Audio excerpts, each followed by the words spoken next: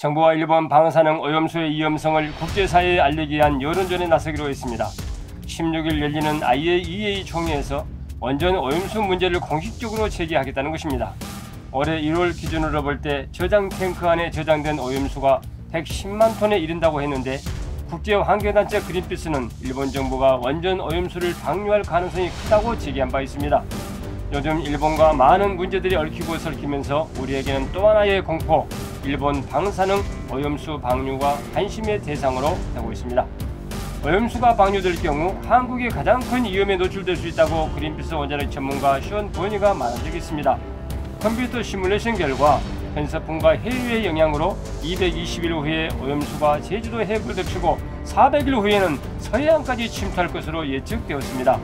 지난달 경남 환경단체에서는 일본의 방사능 오염수 방류 가능성을 규탄하면서 도쿄올림픽을 보이콧해야 한다고 주장했고, 아베 정권이 방사능 오염수 방출 계획을 철회하고 인접국가와 충분히 협의해서 오염 최소화 방안을 모색해야 한다고 주장했습니다. 서울과 부산에서도 일본 정부 규탄 대회가 열리기도 했는데요. 이제 정부가 나서서 이 문제를 공식적으로 거론하고 국제 공조를 추진하기로 한 것입니다. 방사능 문제는 도쿄올림픽과 긴밀한 관계가 있기 때문에 우리뿐만 아니라 해외에서도 일본의 방사능 오염과 도쿄올림픽을 연기하기 시작했는데요. 영국 가디언 등에 이어서 미국의 워싱턴 포스트가 도쿄올림픽의 방사능 문제를 제기하기 시작했습니다.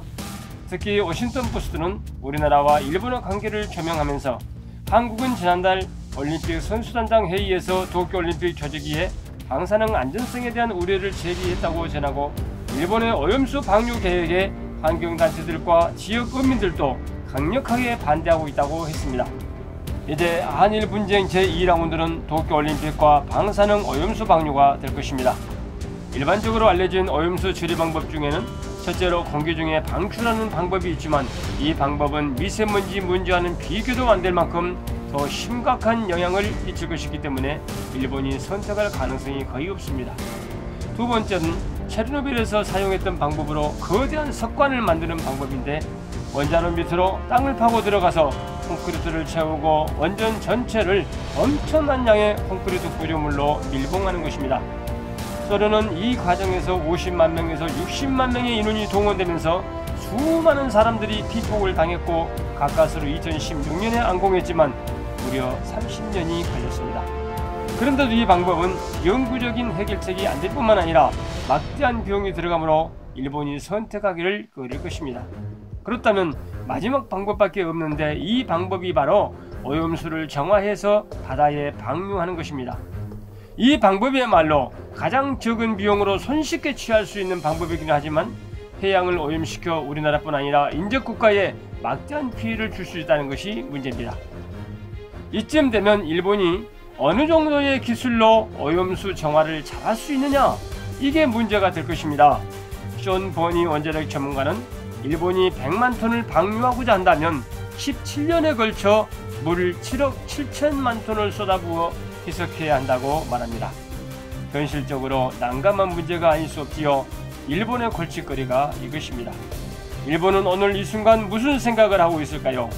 우리가 일본은 그만한 정화 능력이 없다고 보기 때문에 일본 정부를 규탄하고 방류 중단을 촉구하고 있는데, 일본은 묵묵부담으로 일관하고 있습니다.